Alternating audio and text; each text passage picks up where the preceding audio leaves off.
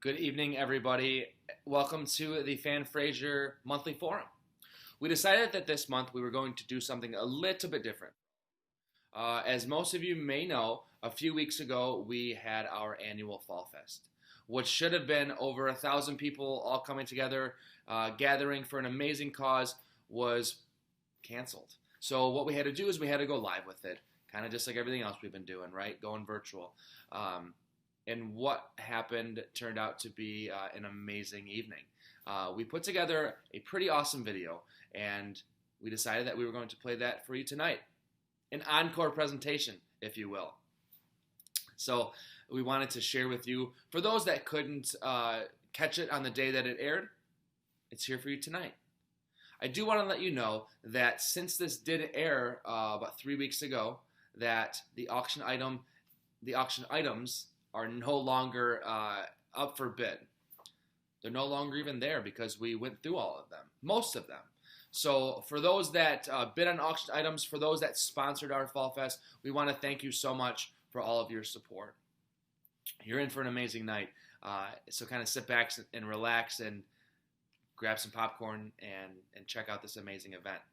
But before we get into that, I do want to go through a few updates with all of you. As far as Hope Not Handcuffs is concerned, we just recently launched in Chippewa County in the Upper Peninsula. Those three departments are the Bay Mills Tribal Police, the Sioux Tribe, and the Chippewa County Sheriff's Department. So thank you to everybody up in the Upper Peninsula who came together and made this possible. We're so glad that Hope Not Handcuffs is expanding into the Upper Peninsula. And it's crazy. I just saw the Upper Peninsula. It's right over my shoulder. So look at that. The participants that we have placed since February 1st of 2017 is 4,767 people placed into the treatment that they need. So for everyone that's made that possible, to all of our angels, thank you so much. Another update is our Comeback Quick Response team. So Comeback Quick Response has just recently launched in the Ferndale Police Department and Roseville, and we also have 7 more departments coming up that are going to be launching soon. So thank you again to everybody who has made the Comeback Quick Response team possible. For all the departments that have jumped on board, for all of our peer coaches, our family coaches, just to everybody. It's so hard to thank everybody that comes together and makes all of our programming as successful as it is. Lastly, I have a really awesome announcement. But I'm not going to share it with you just yet, but I will kind of give you guys a teaser. So since we have been doing all of these forums virtual, we have kind of a cool announcement that we're going to be making very, very soon. And please know that it does have something to do with our forums. And it may have something to do with our forums being back in person. But I'm not going to give it to you all just yet. So please stay tuned. And we're going to keep you posted. We're working out the details right now, but we hope to be back with all of you in person again soon. So again, sit back, relax, have a great time, and enjoy our Fall Fest Live. Welcome to the 2020 Fall Fest Live event. As many of you know, this is a very different event this year than it has been in the past years. This is the 9th annual Fall Fest event. And usually it is absolutely one of my most favorite events. I look out over the crowd, and as many of you know, it brings tears to my eyes to see the growth in the number of supporters that we have sitting in the audience. This event is very, very different, but I would be remiss if I did not tell you that I'm pretty overwhelmed this year by the support that we've gotten by doing this event virtually. Those of you that have been to past Fall Fest events know that we, number one, want to educate people about what addiction is all about and to change that stigma of addiction. That mission will never, ever change. It's first and foremost an educational event for the community, and secondly, it is a fundraiser to help us raise the funds. We will not let you down this year either. Even though COVID really changed the way things looked, I didn't get to walk into a beautiful hall with all of the tables waiting for you to arrive. I didn't get to see the table with all of the raffle items. Those events are still taking place tonight, and please don't be remiss in going online to bid for those items that you look forward to seeing every year, the trips, the baskets. They exist, they are just existing virtually this year. COVID really changed the way we did business. We went to a lot of virtual online meetings, but I will tell you the one thing that did not change is we were always there to answer the phone and to be a help for those people that were looking for help. Here's what happened during COVID. We isolated people. And the disease of addiction is a disease that exists in isolation. So it was detrimental to the health of the thousands and thousands of people across Michigan who suffer from the disease of addiction. So we had to change what we were doing to be there for them. We knew that the death rate would raise, and it did. It's up 27% this year over other years. We knew that overdoses would increase, and they are. They have increased by 43% this year. And so the need for what we do is greater than ever. And thank God for all of you that recognize that and so generously donated to this event this year. From the bottom of my heart, I want to thank each and every one of you. So COVID, when it first started, really created a dilemma for families against narcotics. A lot of treatment facilities, believe it or not, closed down. And so people that were ill from the disease of addiction were let out of jails, they were let out of treatment facilities with no place to go. So we redid everything that we normally do, and we became a help for those individuals that were looking for a safe place to live. We were lucky to work with United Way, with other organizations that provided funding, along with our donors, to provide housing for individuals that were going to be homeless as a result of COVID. We were able to fill that gap and provide a safe living environment for so many people who otherwise would have been on the street, homeless, and susceptible to not only relapse from their disease, but susceptible to COVID.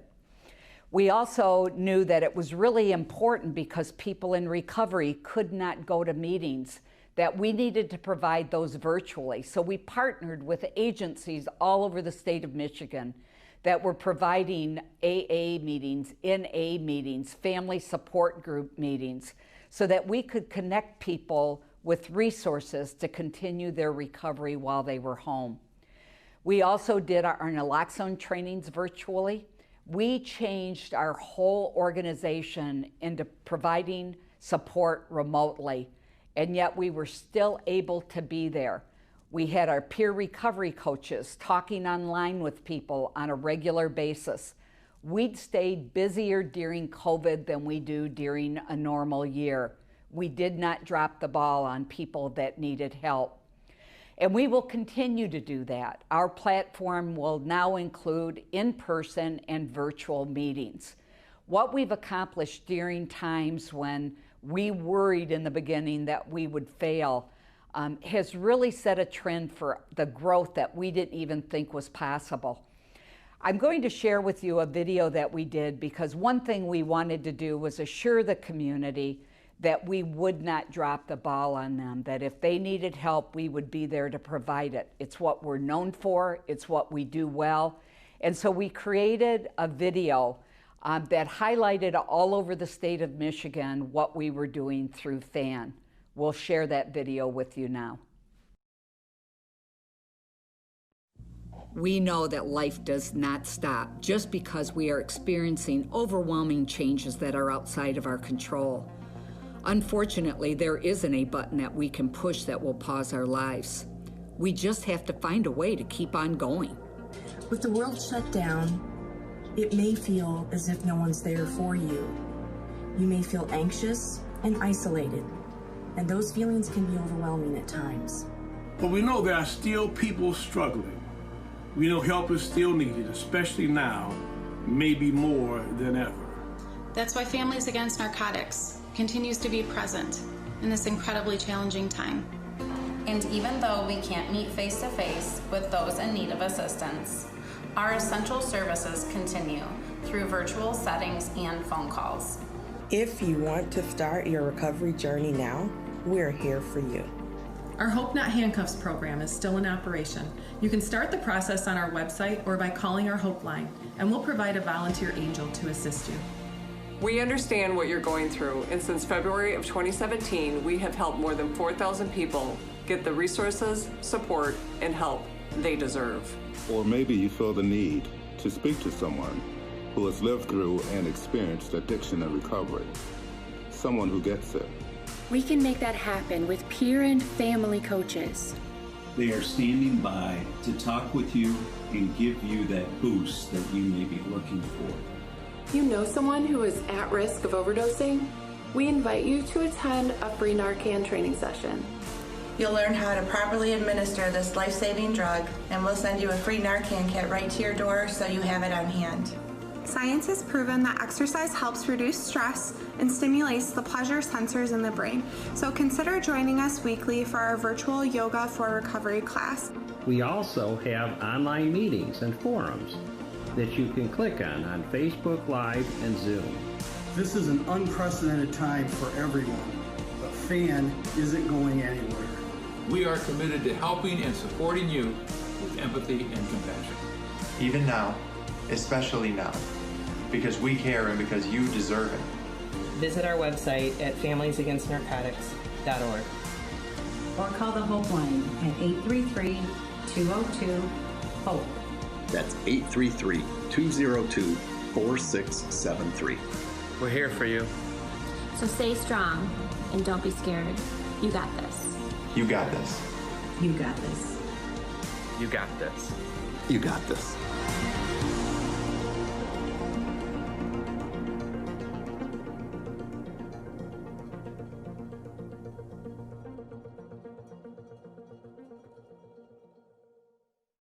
I will say that it has not been easy during COVID. What we do works better when we're one-on-one. But like everybody else, we've had to adapt. But we did not drop the ball on what we do statewide and what we're known for. Even in the midst of COVID, we have been working with 9 separate groups to start new FAN chapters throughout the state of Michigan. We have also really re-evaluated where our chapters are located. And for those chapters that are struggling, we tried to work with them to make them stronger, provide a lot of virtual meetings for them so that they could draw new people in. We did things that we shared amongst all of our chapters to strengthen each and every one of those. And so we've really evaluated everything we've done, and we are keeping the best of the best, and we are working to strengthen those things that are weak in our programs. We also launched a new program we were asked to pilot for the state of Michigan, and we will talk more about that later in this program. The successes have been abundant, and we are excited to share some of those successes with you tonight.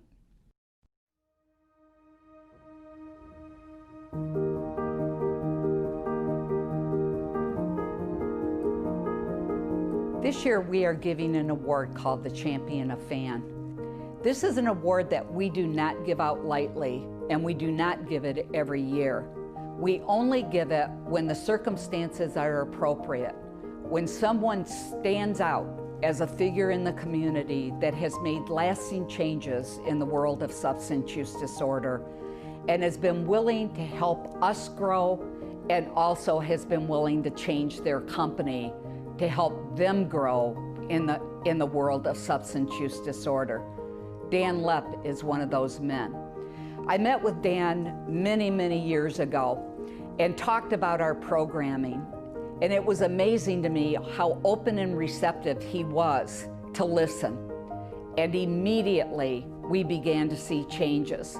Piloting of programs, partnering with us to educate the medical community, publishing articles in their journal that goes out to all of their providers. It was amazing to see what a little bit of education did to change the CEO of a very large company that can really effectuate change in the world of substance use disorder. Dan also provided opportunities for us to receive funding.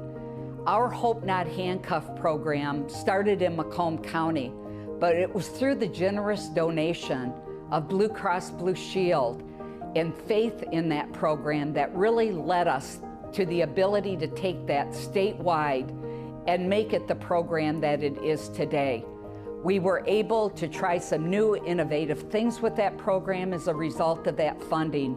And I'm proud to say that is one of our most well-received programs throughout the state of Michigan. We now partner with over 100 police departments in the state of Michigan.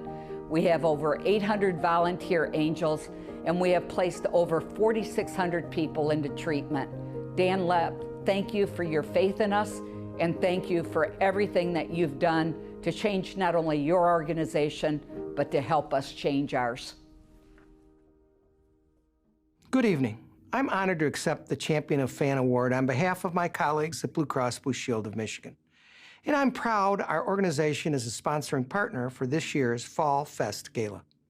My involvement with FAN started during a discussion with my dentist, who shared his concerns about the opioid epidemic and how it begins with prescribed medications.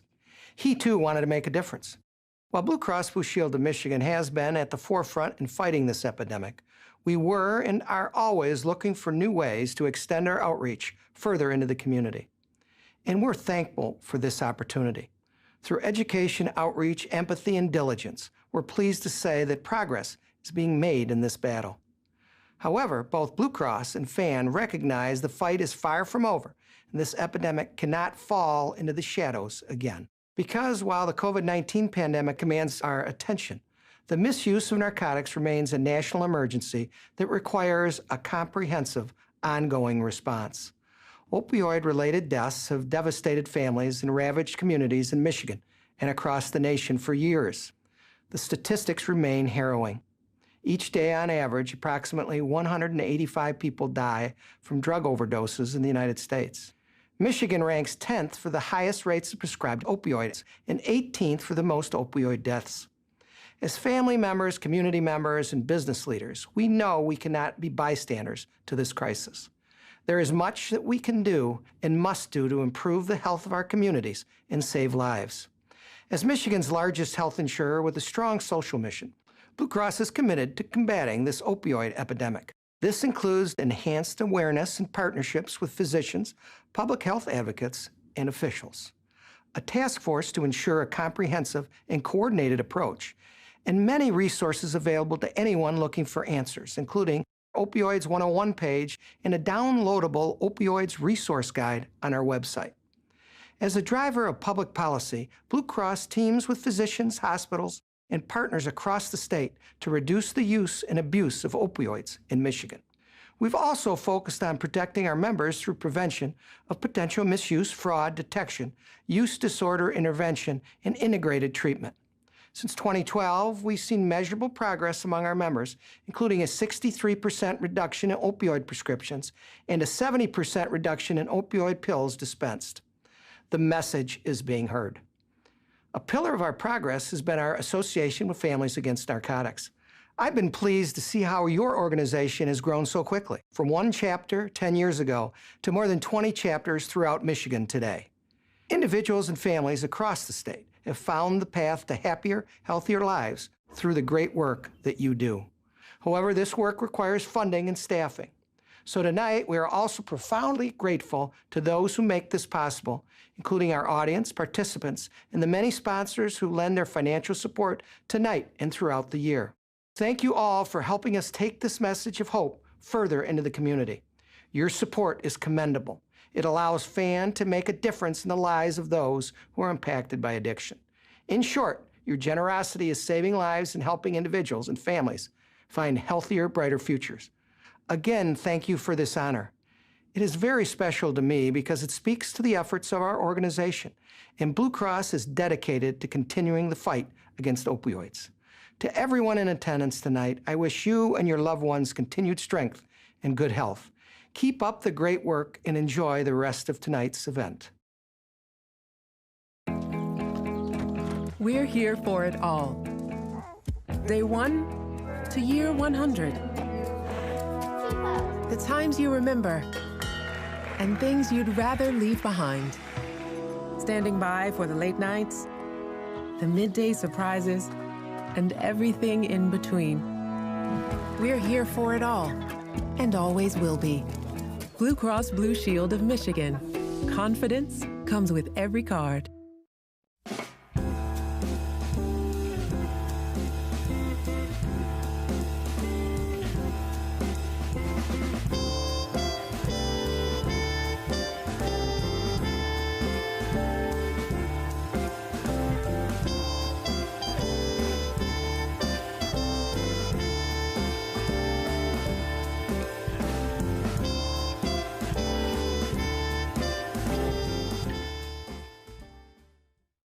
Dan Lepp, thank you one more time for being there for us and for being there for the company that I know that you think so highly of, Blue Cross Blue Shield.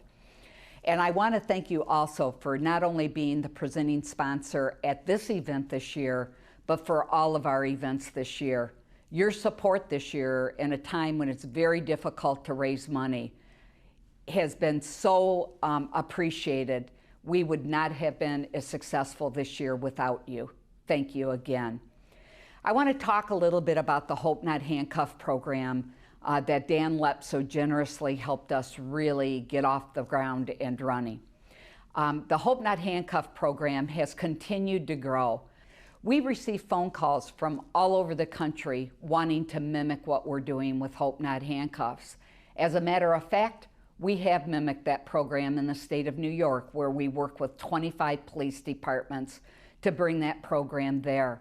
But in the state of Michigan, we have over 100 police departments, and that number grows yearly, that provide a safe haven for people to walk in and ask for help. I'm not going to belabor this program because we have a video that will show our progress and how that program actually works. But I want you to know that it's easy. You walk in, you say, I'm sick, I need help, and there will instantly be around you a group of people that will walk you through your recovery. We will not let you down.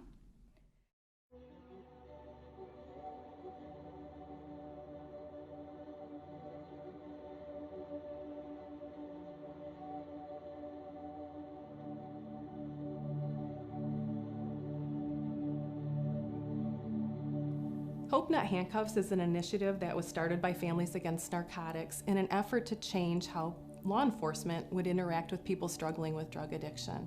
The way that it works is a person struggling with addiction walks into a participating police department and asks for help.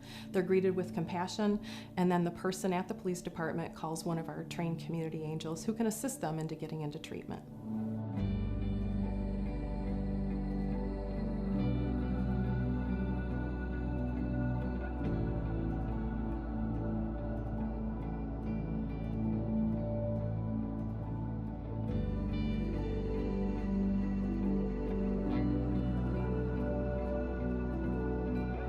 My husband and I were faced with this decision, like, what are we supposed to do? And so our first thought was to call the police. And we chose not to call the police because at that point, her addiction was our enemy, the police were our enemy, the drug dealer was our enemy, and we felt really alone. I love this program because now the police are there on our side again, and they're here to help us, and we're not afraid of them anymore. It was a new thing for us. It was definitely a new thing for people who were seeking help coming to us for drug help, because that just wasn't our role in the past. Now we have the facility where everybody knows where the police department is. Now they know that they can come in and tell us they need help and get some help pretty quick. When I was laying in the bed that night and just shaking from being cold and withdrawing, I remembered a friend had told me about this program, Hope Not Handcuffs. Immediately after being released, I walked to the front counter and I said, I need help, can you please call someone? And the police officers there, they called Hope Not Handcuffs for me. And an angel came out and it saved my life.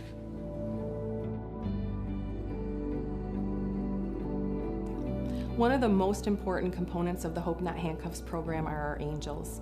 Angels are trained community volunteers that come in and learn how to very compassionately help someone find a bed into treatment. We've trained hundreds of them so far, and they are people who are in recovery. They're parents like me and ordinary community members who just want to help really end this opioid epidemic.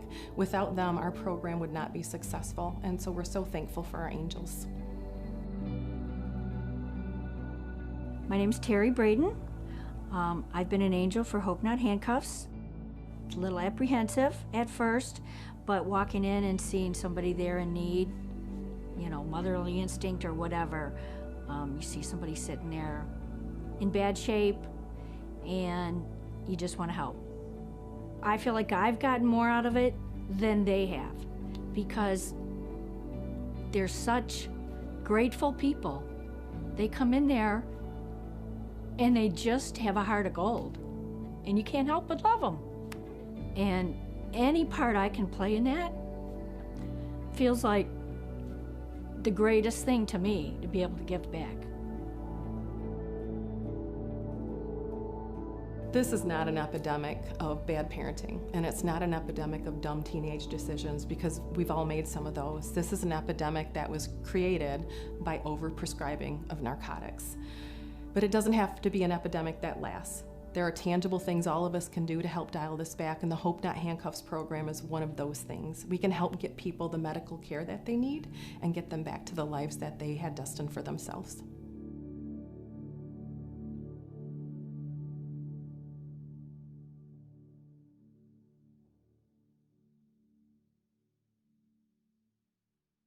Every year, one of the favorite part of our program for all of the attendees is that we highlight somebody that is in recovery and has really changed their life. This year, the young man that you just saw in the video is going to be speaking to you about his recovery. Kyle has been a force to reckon with. I met Kyle right after he came through our program, and I will tell you that he was skeptical of whether it would be a long-lasting change, and so was I. But Kyle has really pulled his life together.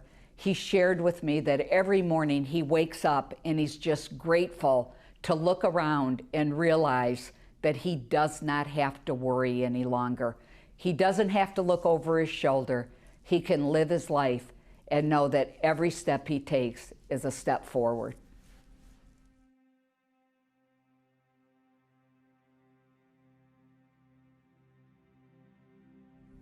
I knew something was wrong with me really early. My dad went to prison when I was about 7 or 8, and that really ignited whatever underlying mental health issue I had. Always feeling alone, and when my dad would come home from prison, he wouldn't stay home long. He would stay home maybe a good 6 months, and 3 of those he was, you know, violently drunk and intoxicated. So he kept coming, going, and I just was always like waiting for him to just be there.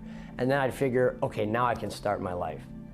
So you know, as a kid, you don't know the adult issues, you don't know everything that happens behind closed doors, and my mom did a great job of hiding it from me.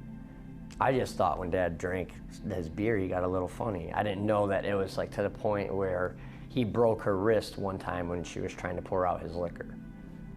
So a couple years after high school, I want to say I was about 21, and I noticed that I wasn't having fun. Even on my 21st birthday, I just got blacked out drunk and didn't have fun. I don't even remember it. I couldn't keep a job. I couldn't keep friends. I couldn't keep anything. And that's when I knew I needed to make a change. And I started my road to recovery by checking myself into rehab first time at 21. I was so full of myself and so arrogant and obnoxious, and I thought that I knew it all. I thought I had all the answers, but yet here I am, 20-something years old in a rehab while all my other friends my age are in college. I was very bitter, and I was closed off. I did not give it a chance. I was just counting down the days till I could go back and do what I thought worked. I hit the streets 10 times harder, and it hurt 20 times worse. Because now I had my family thinking I just went to rehab, that I'm okay, everything's gonna be good with Kyle now, problem solved. And it seemed like things got worse from there. Because I was like, oh man, now everybody knows I'm an addict, I can't hide it anymore. I just can't fly under the radar anymore. My cover was blown.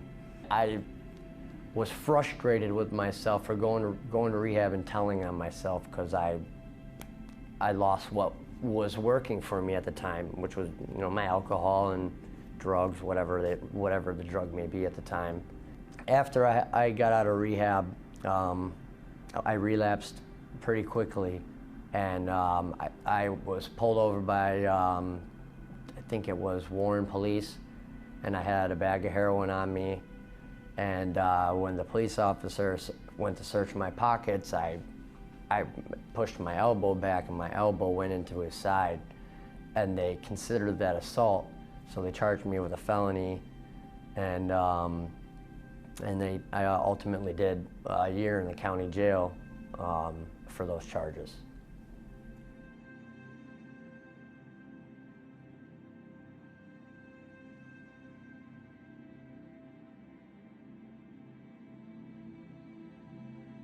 A couple months down the road, I had relapsed again, and lo and behold, I get arrested. I was drunk and disorderly, did an overnight in Clinton Township Police Station, and this one I called the Hope Night Handcuffs for the second time, and that's the one that stuck. And that's when everything clicked. I don't know what happened, but when I was in South Carolina, something was removed from me, literally removed from me, where I do not have the desire or thought at all of drinking or drugging. I can't even fathom that life anymore. It seems like it's just a bad nightmare. I know every single day when I wake up, I know in my core I have to do A, B, C, and D, or it's going to be a F for the day. What's most important is seeing my little boy smile and laugh, and if it wasn't for Hope Not Handcuffs, this program and all that, he wouldn't even be here. I probably wouldn't even be here either. So it not only saved my life, it created another, and my fiance, she's 4 years clean, and it's kept her clean too, and it's just been blessing on top of blessing on top of blessing. But don't get me wrong, there's a lot of hardship, there's really tough days, there's financial struggles. It really boils down to just showing up and doing your best. That way, at the end of the day, I don't have any regrets, and I don't have nothing to feel bad about. I can, at the end of the day, do my moral checklist. What did I do right today? What did I do wrong today? How can I be better tomorrow? How can I, just be a better person and keep this going? Because if I don't, the wheel stops. If I don't keep doing everything that I do on a daily basis, then my wheels stop, and then I start to go in reverse. And I don't need that. I spend a lot of time down pretty low, and it's pretty nice.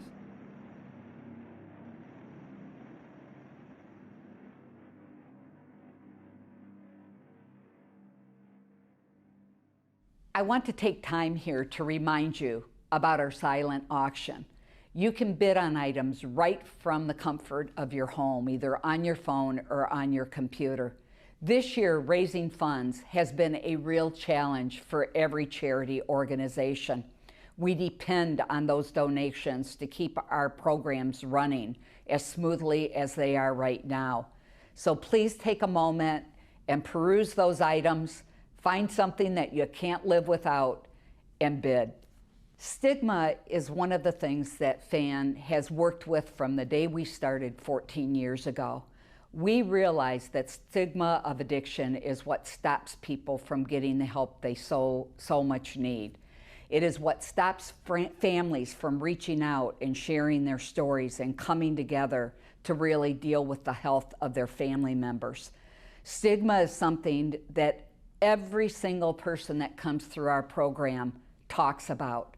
How they were made to feel, how hurt they were at treatment facilities they went to or at hospitals, and they cannot believe the warmth and the kindness that's shown when they come through our program. One of our major pushes this year is to change the stigma of addiction, to change your perception of what addiction is all about. Addiction is a disease. It is not a moral failing. And until this country wraps its arms around that, we will not see substantial changes in the health and the well-being of those people that suffer from substance use disorder. When we realize that not being sick from addiction will stop homelessness, will stop children being put into the foster care system, then we can really start to make progress in the way that we treat people that suffer from this disease. My goal is that we treat every individual suffering from substance use disorder with the same urgency and care that we treated people suffering from COVID.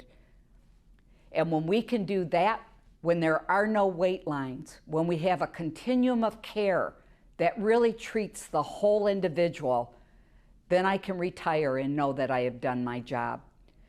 We are going to cut now to a video that addresses stigma. And I really challenge all of you to sit back and really question yourselves of what do you really think addiction is all about? And if it's anything other than a disease that affects your mind and changes your brain chemistry, then please join us for a forum and be educated more about substance use disorder. Helpless and hopeless. Drug seeker. Druggie. Junkie. Insignificant deadbeat mother.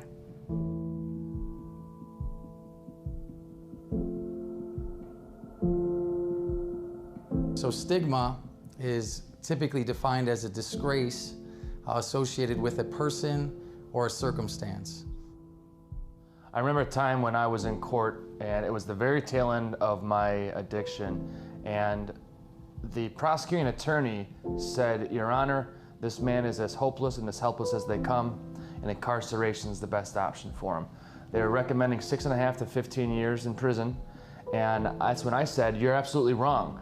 I said, "You can send me to prison, and then I will parole in 3 years, and you give me 6 months, and I'm going to be right back into this courtroom."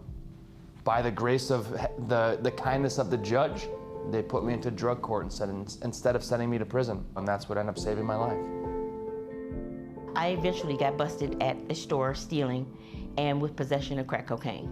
So when my dad came to the precinct, the first thing he said to me, he said, "You're a college graduate. I don't understand this. You're not a junkie. You're not a bum. You're not in the streets. You're not homeless." And all I could say to him is that, "You know, Dad, it doesn't discriminate. Just because I have a college education doesn't mean that the drugs don't affect me." I had 4 daughters in active addiction before I got sober in 2013, and I wrote a post about my story and what it's like to raise children during mommy wine culture and what it's like to have the responsibility of triplets and an older child without chemical relief. One of the responses I got back that really kind of shook me, and I still carry that with me today, was from a woman in Europe. Just to say that she is so saddened that a junkie like me can just pop out children left and right, and good women like her struggle to have children because of health issues. When I was in my active addiction, I had ignored a lot of my health problems. Eventually, I could not ignore them any longer, and I went to the emergency room. The nurse had seen my track marks, and she had just started acting differently to me and talking to me differently, and I felt like I didn't have any dignity. And then she said, "Well, we're just going to release you. We think that you're a drug seeker, and I really needed the medical attention because she thought I was a drug seeker, just a junkie, just looking to try to get a fix.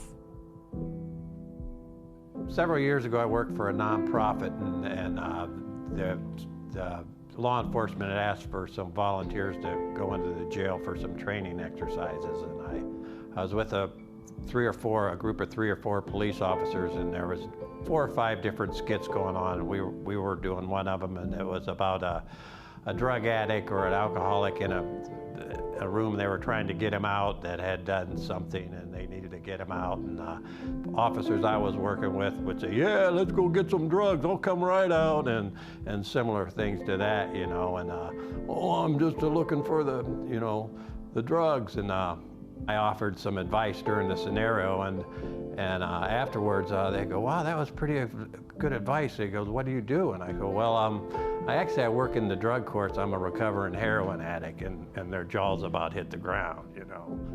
Coming up on 6 years clean in October, some of my family still does not speak to me. They don't trust me to come into their household. Even though I'm doing all of these wonderful things in my recovery, they still don't trust me because of the actual stigma of what addiction brings. Theft and lying and all of that, manipulation.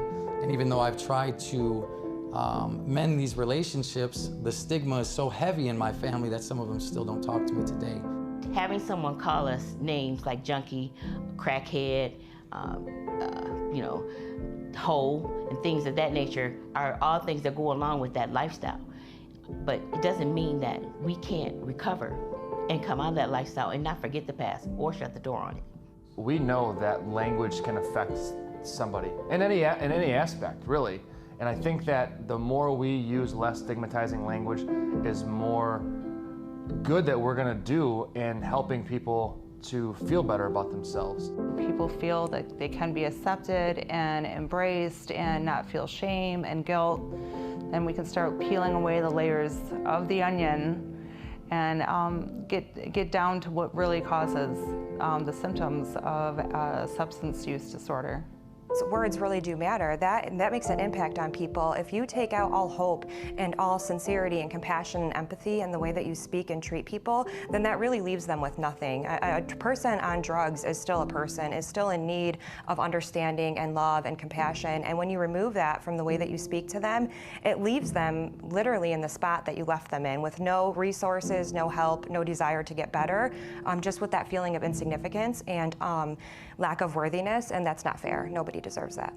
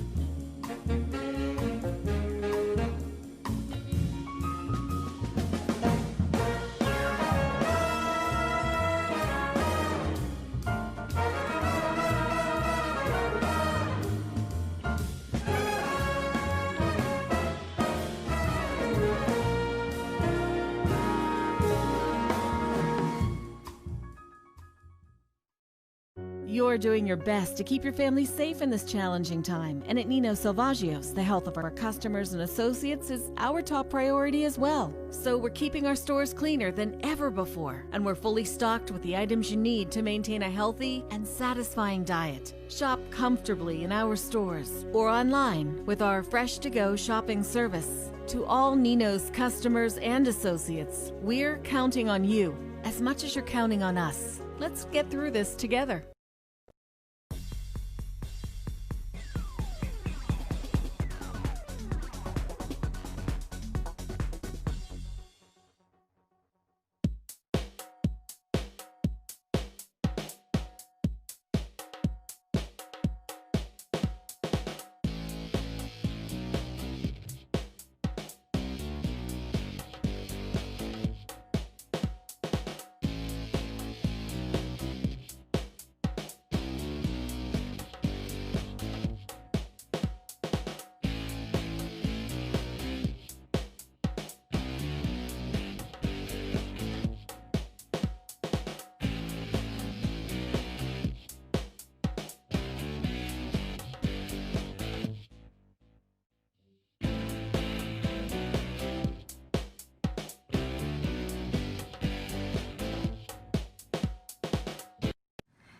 Cindy Paskey, CEO of Strategic Staffing Solutions, headquartered in Detroit.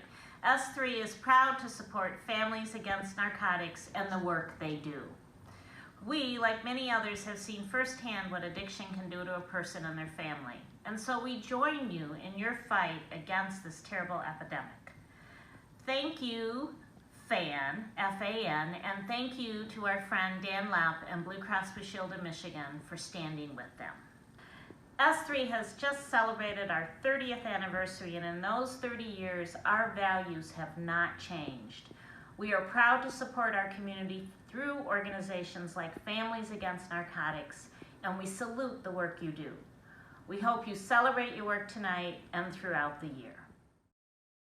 I want to talk a little bit about one of our newer programs. We launched this program just a couple of weeks before everything shut down in the country with COVID. We received money from the Department of Health and Human Services to pilot a program called the Come Back Quick Response Team. We realized that there was a group of people that we were missing. These were individuals that overdosed, were taken to hospitals, or refused treatment at that point. And once they were stabilized, they were released and allowed to go back home.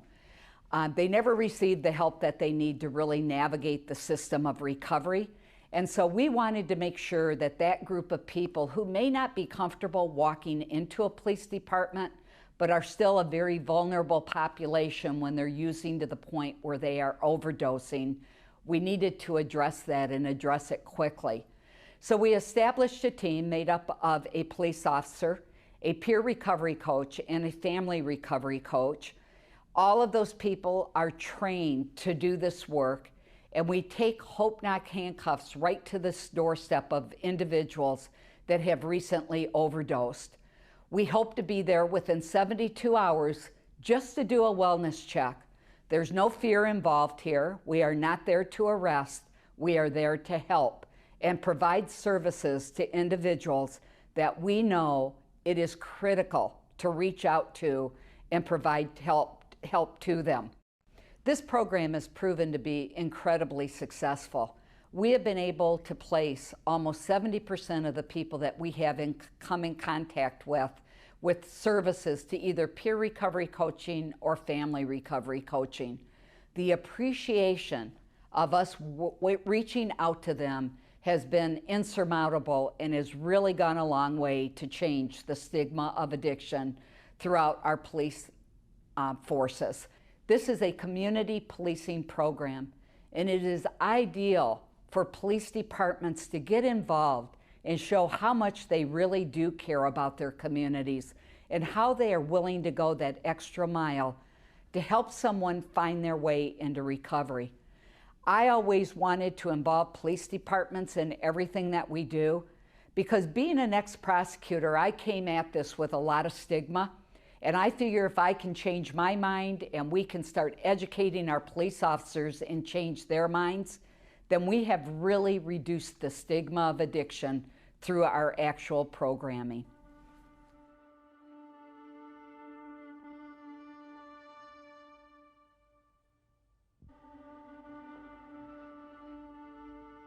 I'm Lieutenant Mario Bassinelli with the Sterling Heights Police Department. I'm the departmental coordinator for the Comeback Quick Response Team. This initiative took off in February of 2020. We were initially approached by FAN to begin this program, pilot this program for the state, in working in conjunction with FAN to create a team to do follow-up visits to people that they suffer from substance abuse disorder and they have recently overdosed. So we put together a team which consists of a police officer, a family recovery coach, and a peer recovery coach. Essentially the team goes out. Our goal is to get out to a home within 72 hours after an overdose to attempt to get that person and or the family assistance and resources and possibly into a treatment facility. My name is Officer Lamar Kashad, and I've been a police officer for 12 years. I was approached by Lieutenant Bassinelli and through the Sterling Heights Police Department about a new program that they were launching. At first, the program was geared towards going to these houses and making contact with people that had overdosed. I was a little bit receptive about the program because in 12 years, our role as police officers were that we encountered people that had narcotics on them, we arrested them, took them to jail, and then they went through the court proceedings. This program shed a completely different light on rehabilitation. So one of my first experiences was that we did make contact with a boyfriend-girlfriend couple. They had a young child. Within minutes of us contacting them, at that time, a team of a nurse and a peer recovery coach had come in. They had assisted these two individuals, and we were able to see the process work out. That was the first time where I was able to see a different approach to tackling subjects that were dealing with some sort of substance abuse problem. It took them a couple days, but they came in, they intervened, they talked to my mom, they talked to my son, they talked to me, my wife. They basically, you know, got together and helped us. We try and speak with them and have a dialogue as much as possible, whether it takes 5 minutes. Sometimes we've been at these homes for about 3 hours. We consider that a win. If the person is able to go into the program and get help, and if it took 3 hours, so be it, because you can't really put time on someone's life, right? And you can't determine how long it's going to take them to want to get help. If we are able to bring the resources to them, I think it really helps them get motivated and want to join the program. Addiction and crimes that occur because of addiction, they'll continue to occur if you don't take care of the core problem that would be of the addiction. If you start providing resources to the true problem and the issue, which being addiction, you're going to have a chain reaction and a resolution to this. So how that affects the community positively is not only you're providing a great resource, you're helping people with addiction. So as I explain that to people, you get a bigger picture of why do we keep having the same crimes occur or the same people overdosing over again? Because you're not taking care of the true problem of addiction. You take care of that issue, everything else will fall in place. And we're definitely seeing that in Sterling Heights.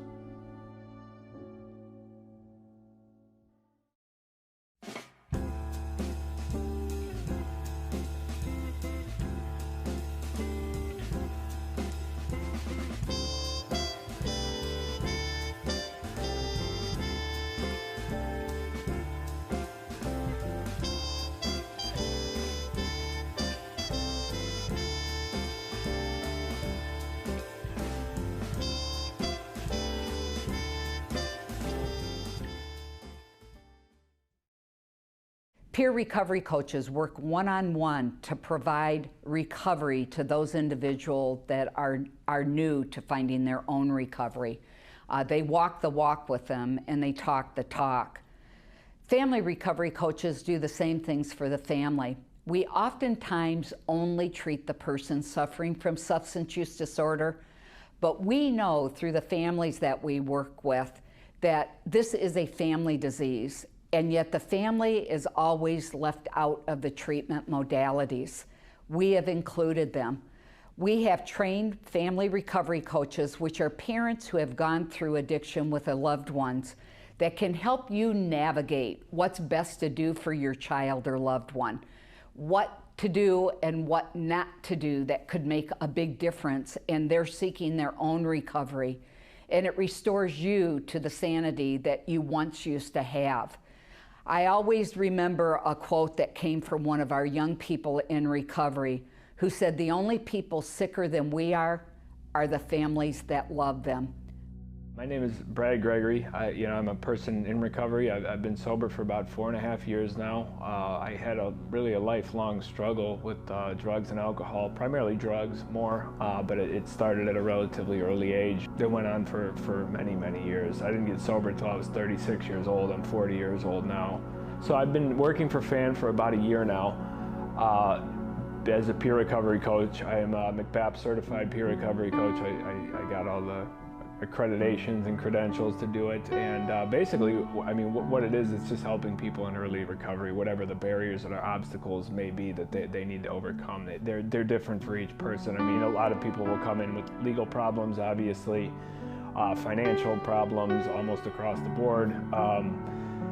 family problems and, that dynamic, and those are highly stressful things, even if you just have one of them. If you have like several of them on top of one another, I mean, it's a lot to weigh on a person. And, anything that we can help with early on, whether it just be contacts in the community to help them get a job, whether it be talk to their PO, whether it be, just helping out the family or whatever that we can do to kind of heal that brokenness wherever it lies, that's kind of what we do. I'm Bruce. My addiction is alcohol. I grew up with a family of alcoholics. My dad is currently dying of liver failure from alcoholism. Been in and out of treatment for the past 5 years, a total of 19 treatments. I've been fighting this addiction almost 15 years now. I had a case manager at the treatment center I was at, and she asked me if I wanted a peer coach, and I've never done it before. And I said, why not? And so far it's been beneficial. Bobby and I have been together almost 7 months. So we've been back and forth, up and down. We've cried together. We've argued together. And he told me once that he didn't need me, and now. But yeah, again, it's just the process. And he's really one of the ones that I know, if he achieves recovery like he's capable, he'll be an asset and he can take over so I can retire. Coming out of jail, I was willing and ready to do whatever was suggested. And I met Don, 7 months ago, and he's always been in my corner. He's always been there for me. He's called me, he's bugged. I felt like he was bugging me, but it showed that he really cared. And that's what was different about this time in recovery. I had so many people surrounding me. I had so many people in my corner. I had so many people that wouldn't give up on me, even when I wanted to give up every single day. I had people that loved me, even though I couldn't love myself.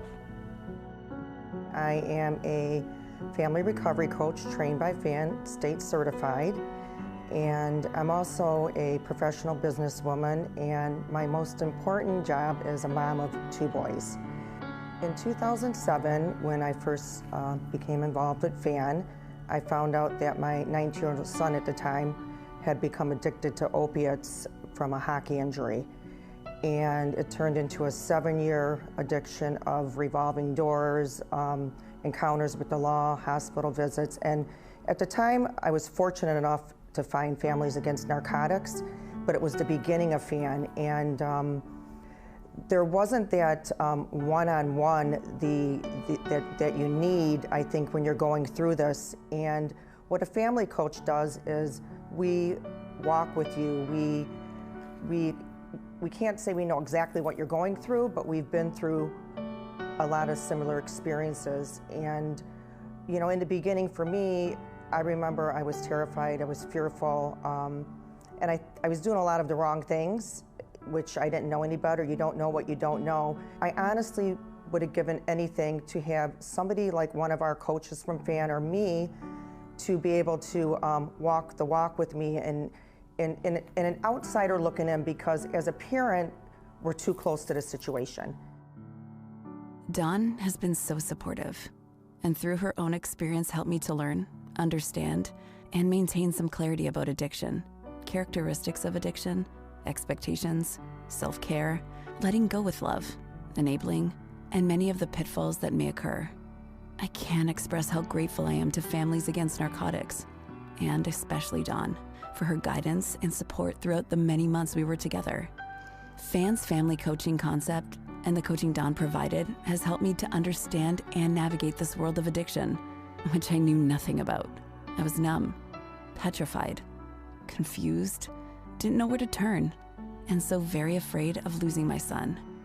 My world and that of my family was in chaos and crashing down around me. My son is currently in recovery and doing well adjusting at this point. I pray to God that this honeymoon phase he's in continues forever. However, I'm realistic about setbacks. I continue to read, heal, learn, and grow from this experience, as horrible as it is. Fear, shame, guilt, the stigma that goes along with addiction keeps people from getting help. But once you get past that denial and you can accept it, now you know what to do, you know, and you can ask for help and you can, you know, get the advice and the help that you need. I want to stay around a group of guys that Brad has introduced me to. In the past, I've always went back to old friends and it never turned out well. I have quite a few that I stay in contact with, even though they're no longer, you know, using our services or my services. I still stay in contact with them because obviously, you know, that's what we want to see at the end of the day. That's why I do what I do. Is you know, we love the success stories. It's the first time most of the people that I deal with have someone that first of all, they know cares, you know, without any reservation. And the second thing is someone they can tell anything to, because through our agreement, I can't say anything to anybody. Yeah, I'm really grateful that this time around I found a recovery coach. He's there for me when I need to talk. He doesn't tell me what to do, he gives me suggestions. He's on me about situations like if I, you know, doctor's appointment, things that a normal person should do, but because of drugs and alcohol, I haven't really developed to the full capacity that I know I'm capable of. So he's on me big time. The biggest thing is though, I know that he loves me. He sincerely cares about me. And I'd be an idiot to not take advantage of those people that are in my corner, you know what I mean?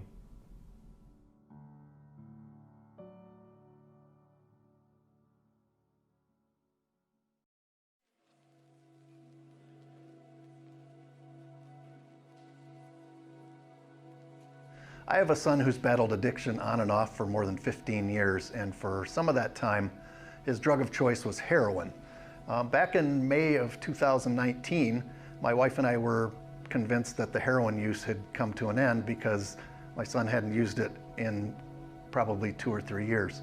One night, my wife and I were in our family room doing a crossword puzzle, and I noticed that it was kind of quiet upstairs. So my wife said she'd go check on our son. And when she got upstairs, she screamed down to me to come up. And when I went upstairs, I was shocked at what I saw. My son was basically unconscious, making moaning sounds, half on the bed, half off the bed. And we couldn't wake him up. So we immediately called 911. The police came in just a matter of minutes. And when they got there, they asked us if our son used heroin. And I said he had in the past, but hadn't in a few years, so I doubt that, you know, that was the issue. I thought he had just drank too much and was just really drunk. But to be safe, they said that they were going to administer Narcan to him. And after 2 doses, my son came back to life.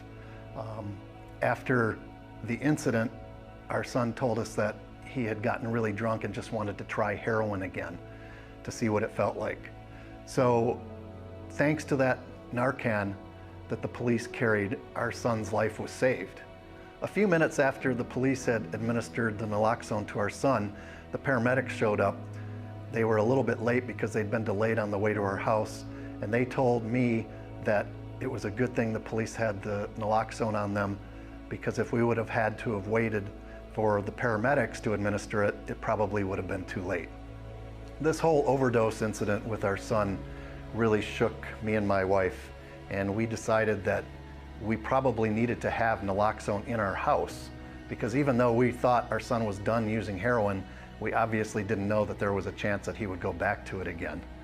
So after this incident, we went online and looked to find out where we could find naloxone training, and we discovered that Families Against Narcotics offered naloxone training that included a free naloxone kit.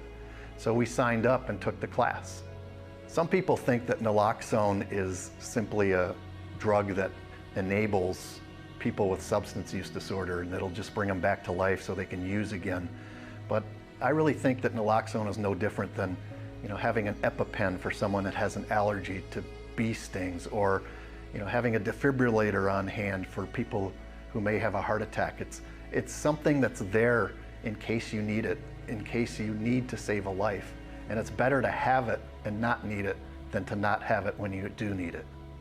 Since 2015, Families Against Narcotics has trained more than 4,000 people on how to use naloxone. These are individuals, community groups, UAW workers, medical professionals, students, faculty, all people who probably wouldn't have access to naloxone if it wasn't for FAN. And all of these people now know how to save a life if they need to.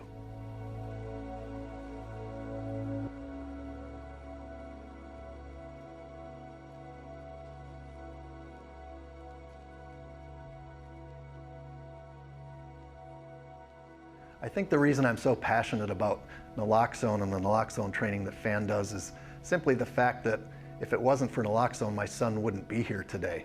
And I think everybody should take the training, have naloxone in their home, carry it with them, just on the off chance that they might be able to be a lifesaver. If you're watching this and you're interested in taking a naloxone training class, or if you have a business or community group or an organization that you'd like to have trained in the use of naloxone, visit our website at familiesagainstnarcotics.org/naloxone.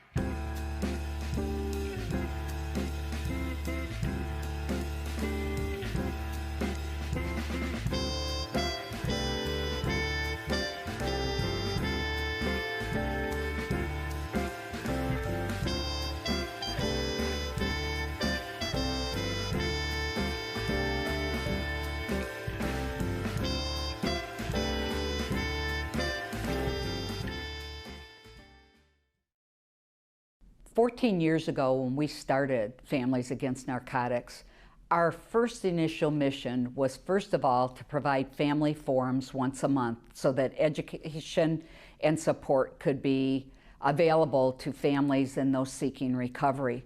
But another big part of our program was also education for young people. If we had heard one time, we heard it dozens. If I had only known how dangerous those pills were, I never would have taken them. And so that was one of our initial missions, was to educate young people by using other young people to talk to them about the dangers of prescription drug abuse and misuse. That program has grown. It was slow starting in the beginning, but now our school program is in such need and we get so many requests for it that we can hardly keep up with the demands. If you are listening and you would like this educational program brought into your school district, please just notify us and we will be glad to accommodate. As a police liaison officer, I recognized several years ago that there was an opioid crisis.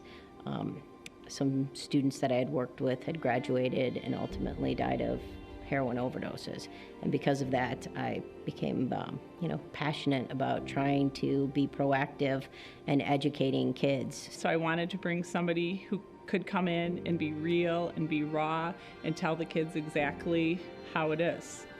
I can find the most amazing videos and I can read stories and we can do all these different activities with trying to understand what addiction is, but until they come in and share their stories and really make it more real, it has the most positive impact on the students' learning that I could ever ask for. I actually went to a FAN meeting, one of the nighttime meetings over in Fraser, heard about the program. There were a lot of families there, a lot of recovering addicts, and after hearing about some of the programs that FAN put on, I brought it back to the school where I thought it was important to try to get that message out to the kids. If I could have set this pill down in front of a chair and talked to me, it would have said a lot of things like this. It would have said, you know what, David? It would have said, you probably shouldn't take me. It would have said, one day, I'm going to end up ruining your life. It would have said, one day you're going to become severely addicted to heroin. It would have said, one day you're going to wake up and you're going to steal all your mother's jewelry and your dying grandmother's cancer medication, and your mother's going to cry herself to sleep every single night, not knowing whether you're dead or alive. I've had students after class approach David and share some personal information with him that maybe they didn't feel comfortable sharing with me. And he was able to get that information back to me, and I was able then to go to counselors and get the students the help that they needed. Just to hear someone's perspective on how easy it is to follow that, and how it doesn't matter who you are, where you came from, and to almost see a real person that kind of fits who they are. It's not in a movie, it's not in a book. This is my life, and this is how easy this happens. To actually hear from somebody who's experienced and who has lived it, it's no longer a story that we're telling, it's actually his story. And I think that has more of an impact for students hearing the message. And I get emotional talking about it, because I have known so many kids who have died of overdoses that I've personally known, that I'm not going to see one of these kids later down the road have to go to their funeral.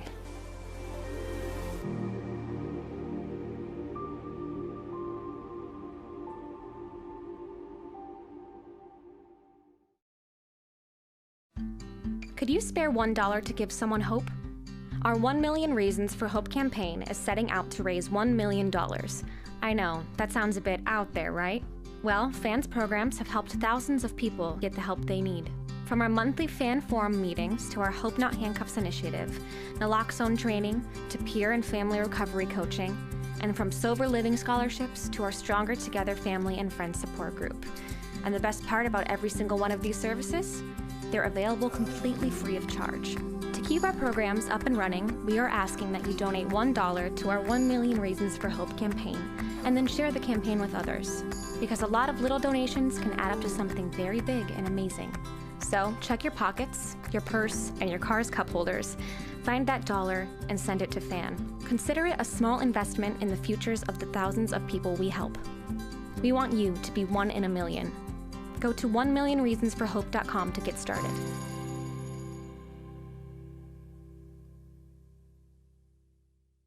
$1 Million Reasons for Hope, such a simple concept.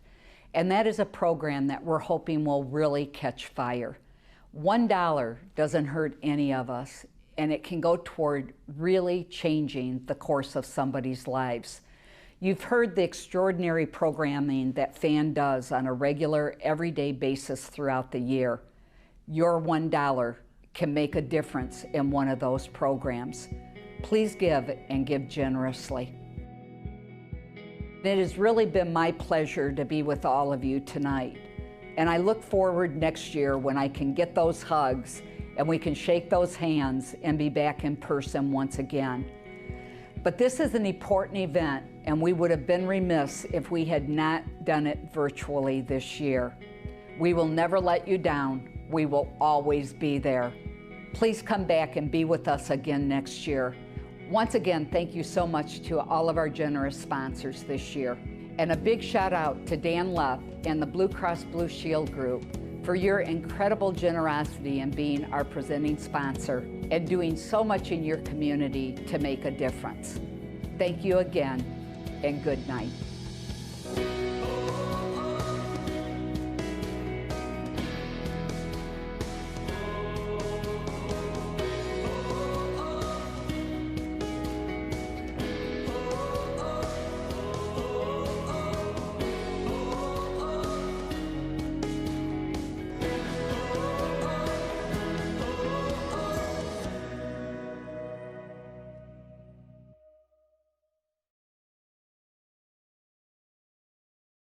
And there you have it, our Fall Fest Live.